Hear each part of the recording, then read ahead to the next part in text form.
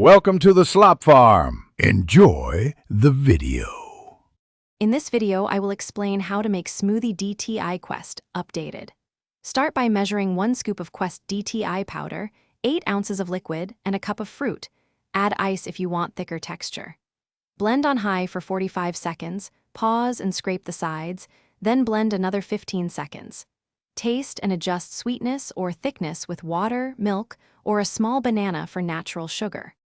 I explain practical ingredient swaps and proportions for reliable results. Use 8 ounces of liquid and 1 scoop of Quest DTI powder as a starting point, then add 1 cup of frozen fruit to chill and thicken.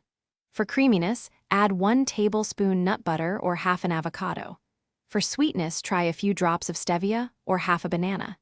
Adjust to taste and blend until fully smooth. I share blending steps that keep your smoothie smooth and consistent every time. Start by pulsing frozen fruit and ice to break them down, then add powder and liquid and blend on high. Stop after about 45 seconds to scrape down the sides so no powder sticks, then blend another 15 seconds.